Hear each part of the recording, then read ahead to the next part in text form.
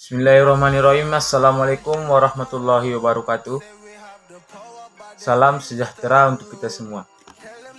Baik, di video pembelajaran kali ini kita akan membahas mata pelajaran teknologi jaringan berbasis luas WAN, yang dimana pembelajaran sebelumnya kita sudah membahas teknologi wide area network dan jaringan nirkabel.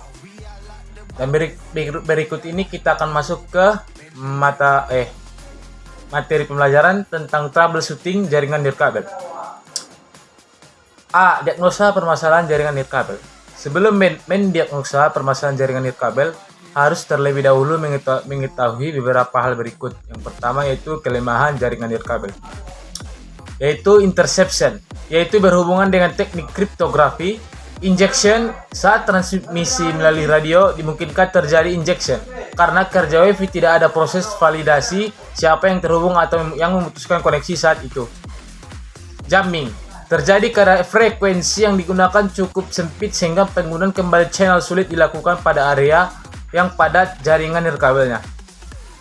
Locating mobile node digunakan untuk mendapatkan informasi posisi letak setiap WiFi dan beragam konfigurasi masing-masing. Yang berikutnya, akses kontrol digunakan untuk mengontrol hak akses setiap node. Hijacking adalah pengambil alihan komunikasi yang sedang terjadi dan melakukan pencurian atau modifikasi informasi. B. Kelemahan pada lapisan MAC atau data layer. Jika terlalu banyak klien yang menggunakan channel yang sama dan terhubung dengan AP yang sama, maka bandwidth yang mampu dilewatkan menurun. MAC address juga sangat mudah di spoofing. Yang kedua, teknik-teknik pengamanan jaringan nirkabel. A. Menyembunyikan SSID, Service Set ID. Beberapa tools yang dapat digunakan untuk mendapatkan SSID yang dihidden ada antara lain Kismet, SSID_Jack, Aircrack, Void 11, dan masih banyak lagi. B. Keamanan wireless dengan metode Wired Equivalent Privacy atau WEP. WEP merupakan standar keamanan dan enkripsi pertama yang digunakan pada jaringan nirkabel. WEP adalah suatu metode pengamanan jaringan nirkabel atau Shared Key Authentication.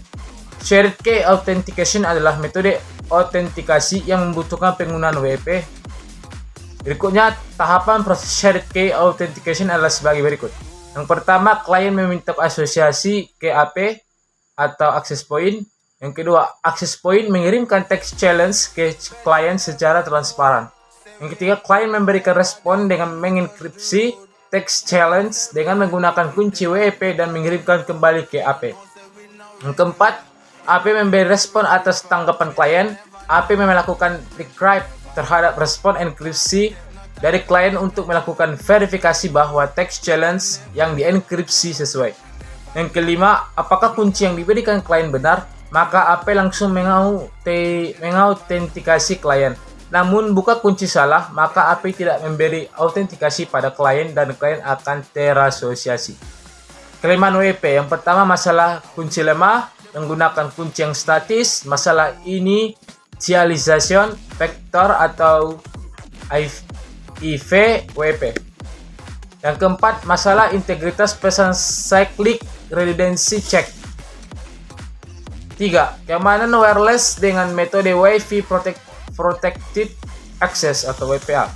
WPA merupakan teknologi keamanan sebentar yang diciptakan untuk menggantikan WP. Teknik WPA merupakan model yang compatible dengan standar IEEE 802.11i. Teknik WAP digunakan untuk menyediakan pengembangan enkripsi data menjadi titik lemah WP, serta menyediakan user authentication yang hilang pada WP. Terdapat dua jenis, yaitu WPA personal, WPA PSK, dan WPA radius. Yang keempat, MAC filtering. Hampir semua AP atau access point difasilitasi dengan keamanan MAC filtering. Hal ini sebenarnya tidak banyak membantu dalam mengamankan komunikasi wireless, karena MAC address sangat mudah di spoofing bahkan dirubah. B. Cara perbaikan permasalahan jaringan nirkabel. Beberapa kesalahan dan perbaikan jaringan wireless diantaranya adalah: yang pertama, WiFi tidak terdeteksi. Untuk kita mengetahui penyebabnya, lakukan pengecekan berikut. Yang pertama, cek tegangan output adaptor yang mensuplai tegangan ke perangkat wireless access point menggunakan multitester. Pastikan nama SSID tidak tersembunyi atau hide pada pengaturan web interface perangkat wireless access point. Yang ketiga, pastikan tombol saklar wireless sudah pada posisi on. Pastikan perangkat wireless client sudah dalam keadaan menyala, terinstall driver dengan benar dan tidak rusak. Yang berikutnya, lakukan pengaturan file exception di antivirus untuk mengantisipasi terhadap pemblokiran program autorun. Yang kedua, WiFi terdeteksi tapi tidak bisa koneksi ke perangkat wireless access point. Untuk mengetahui penyebabnya, lakukan pengecekan berikut. Pastikan telah memasuki password WiFi dengan benar. Pastikan koneksi ke perangkat wireless access point yang benar. Lakukan restart perangkat wireless access point dengan cara mencabut adapter dan menghubungkan kembali ke stop kontak.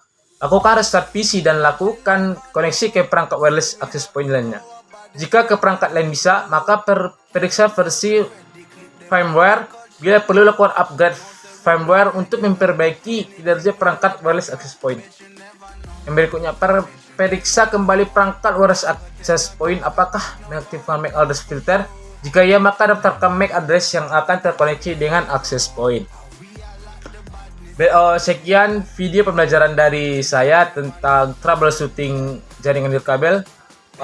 Terima kasih, semoga bermanfaat. Saya akhiri. Assalamualaikum warahmatullahi wabarakatuh. We are like the badness, we are like the globe.